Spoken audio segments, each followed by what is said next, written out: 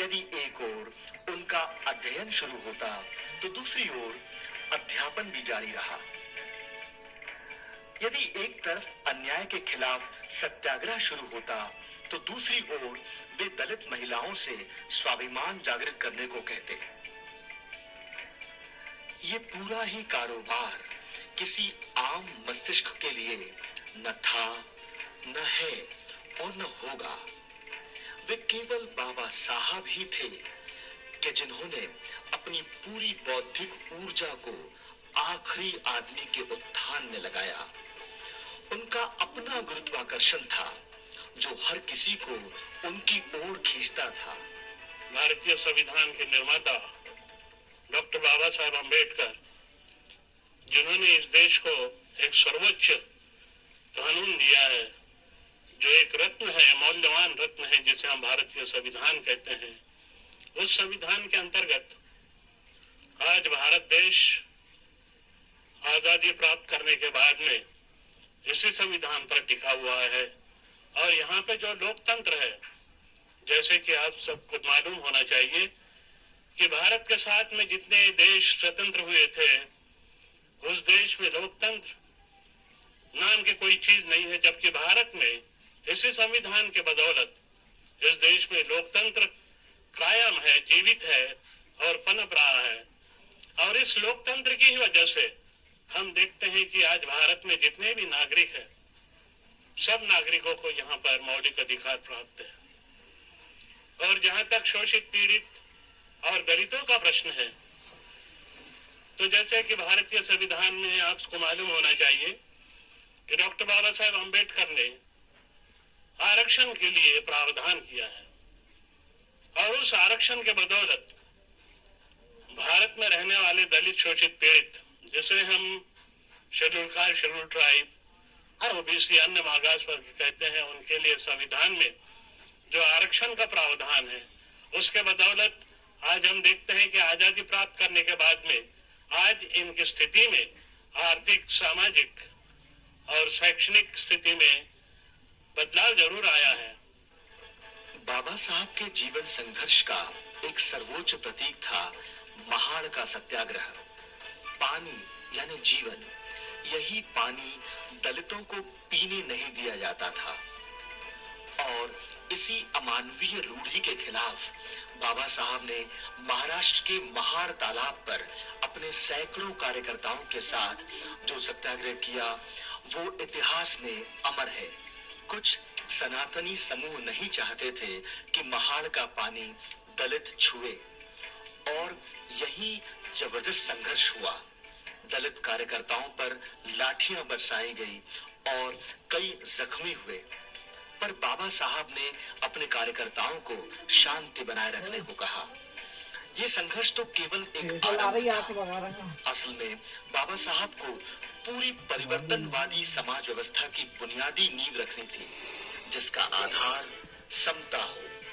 ये भी सच है कि इस संघर्ष ने पूरे दलित समाज को नई चेतना दी, लड़ने का नया बल दिया, और इसी संघर्ष की वजह से भारत में आधुनिक मानवतावादी चिंतन शुरू हुआ।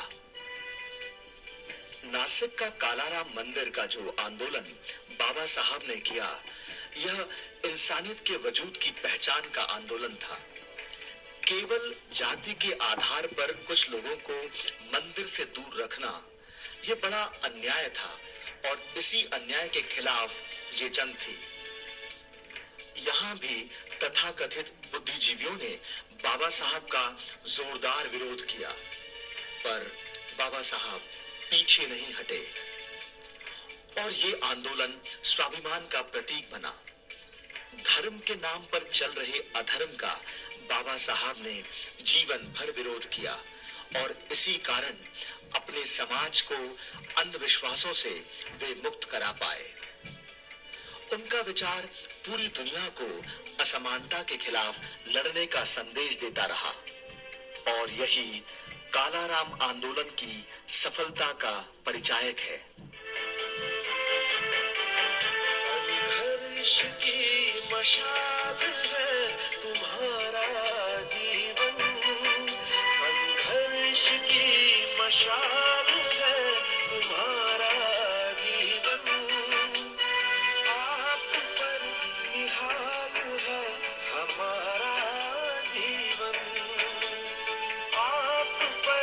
की हाल है हमारा जीवन।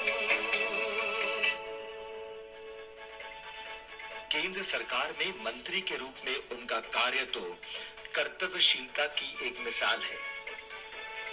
यहाँ जो उन्होंने बतौर कानून मंत्री और बतौर श्रम मंत्री जन उत्थान का कार्य किया, वो एक आदर्श है। नए कानून बनाकर वे लोगों के बीच आए। केवल पंडित जी के आग्रह पर उन्होंने मंत्री पद स्वीकारा था। दामोदर योजना हो या परिवार कल्याण की बात, श्रमिक महिलाओं का प्रश्न हो या हिंदी का आग्रह, काम के घंटों का प्रश्न हो या श्रमिक कल्याण की बातें, देश की नदियों को जोड़ने की बात हो या रुपये की अवमूल्यन की गंभीरता, कृषि का विकास हो या उद्योग को सहूलतें, यातायात के साधनों का विस्तार हो या राष्ट्र की सुरक्षा का प्रश्न, ऐसे सारे ही प्रश्न पर उनका स्वतंत्र चिंतन था, जिसे सरकार ने कई बार माना भी। अपनी बात रखने का उनका तरीका बहुत ही अद्भुत था। ऐसा बहुत कम बार हुआ कि कोई उनसे जीत पाया। वे वक्त के होठों पर कामयाबी की मुस्कान बने रहे। एक संपादक के रूप में बाबा साहब का कार्य ऐतिहासिक है। उन्होंने लगातार मूकनायक, जनता और बहिष्कृत भारत जैसे अखबारों के माध्यम से दलितों में सामाजिक और आर्थिक जागृति लाने का प्रयास किया। इन अखबारों के संपादकीय पढ़ने के बाद बाबा साहब की कलम का पूरा एहसास होता है। डॉक्टर आम्बेडकर ने यानी कि बाबा साहब ने अखबार इसलिए निकाले कि वो सिर्फ आजादी की लड़ाई में इसको हथियार की तरह इस्तेमाल नहीं कर रहे थे। आप देखें, महात्मा गांधी ने हरिजन निकाला, दूसरे अखबार निकाले, लेकिन इन अखबारों का मुख्य उद्देश्य यह था कि अंग्रेजों के किसी भी प्रचार का उत्तर देना। इसके ठीक विपरीत बाबा साहब ने जो अखबार निकाले, उनमें मुख्य उद्देश्य था समाज को अपने आप में आत्मनिर्भर होने के लिए तैयार करना।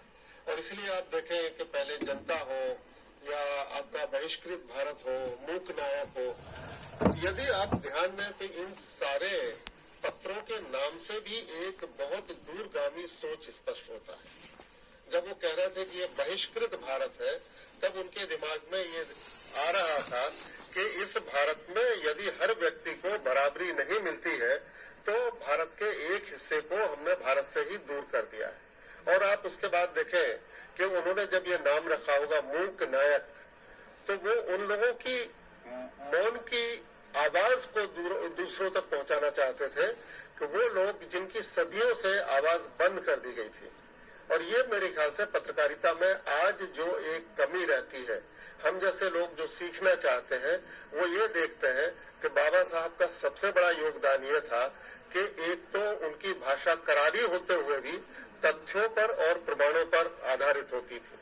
आप उनकी पुस्तकें भी देखें, आप उनकी पत्रकारिता देखें, वो बहुत तीखा लिखते थे। ऐसा तीखा लिखते थे कि बहुत लोग तिल मिला जाते थे। लेकिन इसके बावजूद उन्होंने कभी भी सिर्फ आरोप नहीं लगाए। उनके पास अपनी बात के पक्ष में उसके आधार के लिए एक प्रमाण होता था, और जो शायद आज की पत्रकारिता में कई बार मुझे ऐसा लगता है कि कम हो रहा है। दूसरी बात यह कि वो सिर्फ किसी भी चीज को सनसनी बनाने के लिए, सिर्फ उछालने के लिए नहीं करते थे। यदि उन्होंने कोई बात कही है तो वो ये जानते थे कि इससे उनको समाज को एक करना है, आगे बढ़ाना है। और इसीलिए यदि उनकी पत्रकारिता और उनके लेखन पे आप गौर करें तो उसमें एक महत्वपूर्ण बात ये उभर कर सामने आती है कि उन्होंने समाज के उन हिस्सों के बारे में भी लिखा जो दबे कुचले हैं, और उन्होंने समाज के उस हिस्से का भी पर्दाफाश किया जो काल्पनिक आधार पर यह मानता था कि हम कहीं बहुत ऊंचे हैं। और यही कारण था कि जब संविधान निर्माण के लिए समिति बनी तो उस प्रारूप समिति के वो सभापति थे, और सभापति के नाते एक पत्रकार को जो दो चीजों की आवश्यकता थी वो उन्होंने संविधान में शामिल कराई। एक तो उन्होंने संविधान में अभिव्यक्ति की स्वतंत्रता को संविधान का मूलभूत अधिकार बनाया। आप ध्यान रखेंगे, प्रेस की स्वतंत्रता शब्द उसमें नहीं है, क्योंकि बाबा साहब जानते थे कि प्रेस को गैर बराबरी के लिए अगर इस्तेमाल किया जाता है तो उसका विरोध होना चाहिए। और अगर उसको गैर बराबरी दूर करने के लिए इस्तेमाल किया जाता है तो वो समाज के लिए हितकर हो सकता है। इसीलिए उन्होंने अभिव्यक्ति की स्वतंत्रता को एक मूलभूत स्वतंत्रता के रूप में स्थान दिया। और दूसरा बड़ा काम उन्होंने ये किया कि हर व्यक्ति को क्षमता का सबसे बड़ा आधार ये था कि आर्थिक, सामाजिक, जातिगत कारणों से हमने व्यक्ति को व्यक्ति से अलग कर दिया था। कोई व्यक्ति बड़ा था, कोई छोटा था। तो ये दो काम जो ऐसे किए थे उन्होंने, जो किसी भी पत्रकार के लिए आदर्श हो सकते हैं। राजनीति के क्षेत्र में बाबा साहब ने एक सर्वोच्च आदर्श प्रस्तुत किया। अनुसूचित जाति की शक्ति का उन्होंने उन्नयन किया। वे जानते थे कि राजनीति की कुंजी से विकास का द्वार खोला जा सकता है, और फिर इसी गंभीरता से उन्होंने पूरे भारत में एक नई फौज बनाई। दादा साहब गायकवाड़ से लेकर तो राजा भाऊ खोबरागड़े तक ऐसे कई नाम हैं कि जो केवल बाबा साहब की एक आवाज के पीछे लाखों लोगों को सड़क पर उतार सकते थे। राजनीति को उन्होंने जनोद्धार का प्रतीक माना।